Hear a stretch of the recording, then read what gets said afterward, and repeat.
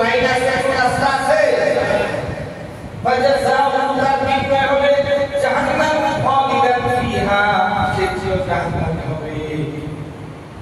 ফাজাযাউহুম জাহান্নাম খালিদান ফিহা ওয়া গাদিবাল্লাহু আলাইহি, আল্লাহ গজব প্রাপ্ত করে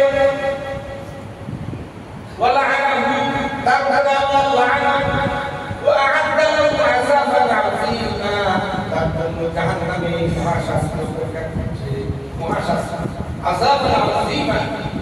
মানুষ কেমন চাপা করে মানুষকে মেরে ফেলে, এগুলোকে কেমন চাপা করে। এজন্য একজন মুসলিমের জন্য আগে নবীকে জানা জরুরি, নবীকে চেনা জরুরি, নবীর আদর্শ জানা জরুরি। কথা ঠিক না ঠিক? আপনি যদি নবীর আদর্শ না জানেন, নবী বলেছেন তিনটা কাজ করবা না। কোন সম্পদ খামাখা নষ্ট করবা না, মনে জ্বালাবা না, পোড়াবা না, কোন সম্পদ নষ্ট করতে পারবা না, সময় নষ্ট করতে পারবা না, আমল নষ্ট করবা না। কি করবা না?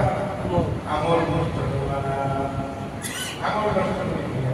সুযোগ পাইলে আমল রাখবে, ক্ষমতা পাইলে নিজের আমল রাখবে।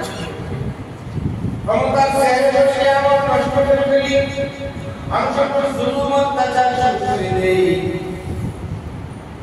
জুলুমের জন্য ভয়ঙ্কর শাস্তি হবে, এর সীমা শেষ হয়। আল্লাহ পাক এই সমস্ত ফিতনা থেকে আপনাকে নাজাত দান করেন। সবাই বলেন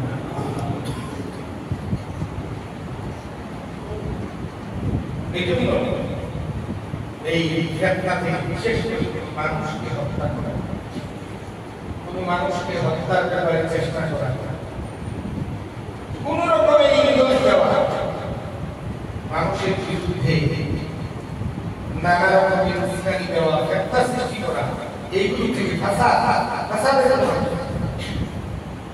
যারা ফাসাদ সৃষ্টি করছে সমাজের, এদের কথা এই ফাসাদ থেকে আল্লাহ আমাদেরকে নাজাত দান করেন।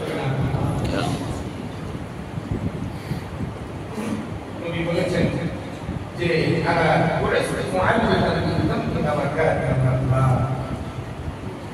আমি আমাকে তোমাদের মুআল্লিম হিসেবে পাঠানো, শিক্ষক হিসেবে পাঠানো, যেন আমি তোমাদের উত্তম চরিত্র শিক্ষা। কাজী নবীর কাছ থেকে আপনার উত্তম চরিত্র শিক্ষা, তার কাছ থেকে নবীর কাছ থেকে, আল্লাহ বলেছেন নবীর কাছ থেকে শিক্ষা। আর নবী বলেছেন খায়রুল কুরুনি কারনি, আমার যুগ হলো সর্বশ্রেষ্ঠ। আর নবীর যুগটাই ছিল সর্বশ্রেষ্ঠ যুগ। আমরা এখন জ্ঞান বিজ্ঞানের সর্বোচ্চ শিখরে আরোহণ